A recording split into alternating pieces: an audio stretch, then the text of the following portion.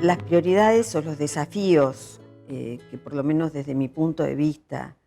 y en términos de una perspectiva educativa para nuestro país, yo observo observo respecto de la educación inicial en la Argentina, me parece que se vinculan en primer término con resolver las cuestiones de cobertura. Es decir, por un lado,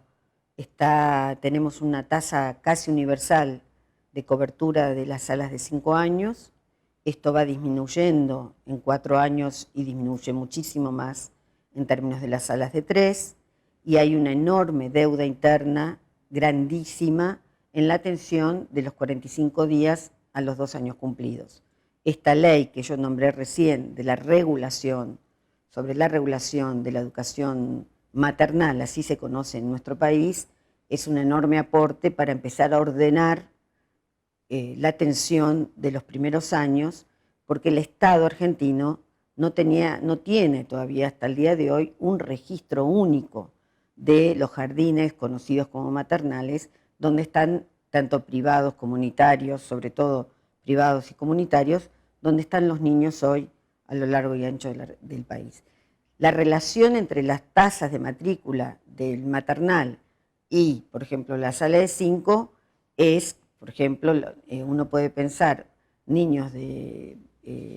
asisten a salas maternales de lactarios o de ambuladores, pueden estar en 70.000, 80.000 estatales, y uno tiene cifras de más de 1 millón en salas de 4 y salas de 5.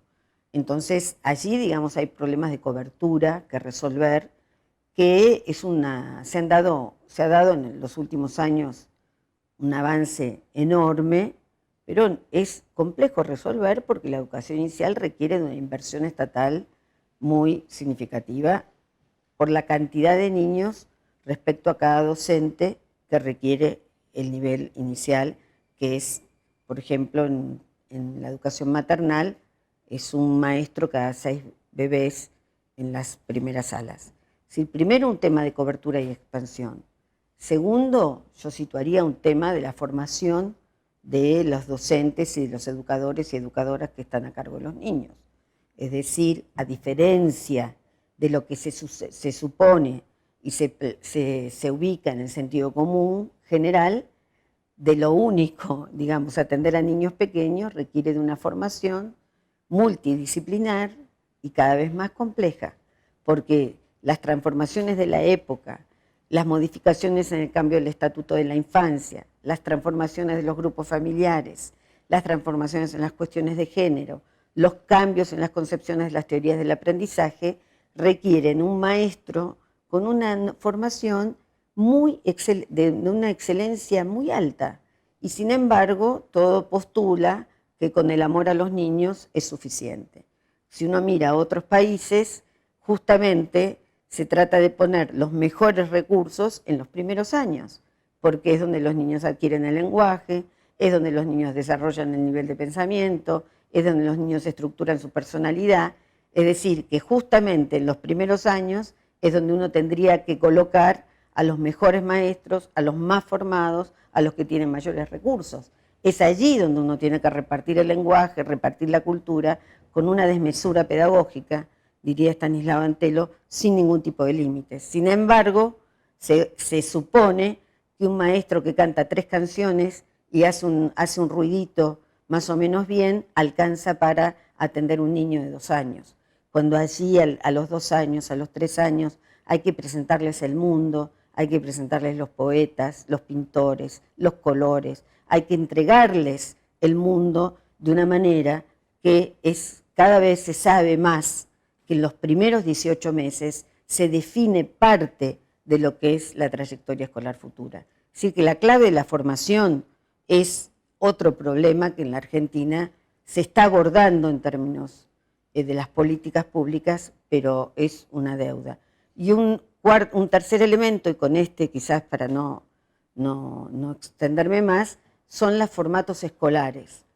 La educación inicial todavía tiene formatos escolares tradicionales que no se ajustan a las temáticas del trabajo de las mujeres, que es un elemento a tener en cuenta. En Colombia en Bogotá, se acaban de abrir las formas institucionales, por ejemplo, llaman ACUNAR, que se abren servicios a las 11 de la noche para atender a los niños, porque hay mujeres, muchas mujeres, que trabajan de noche, ya sean enfermeras o en distintos servicios, o también en telefónicas, y entonces los niños no tienen dónde estar durante las noches. La educación inicial tiene que estar ligada a las cuestiones del trabajo de las mujeres. En Cuba, las mujeres que trabajan tienen prioridad en los círculos infantiles y todos los niños, hijos de mamás que trabajan, no importa si están cansadas, no están casadas, en qué condición en términos familiares están, todos tienen derecho a la educación temprana desde que nacen hasta los 5 años, que ya después ingresan a la escolaridad primaria. El tema del trabajo de las mujeres y la educación inicial en la Argentina sigue siendo una deuda interna, porque hay una concepción,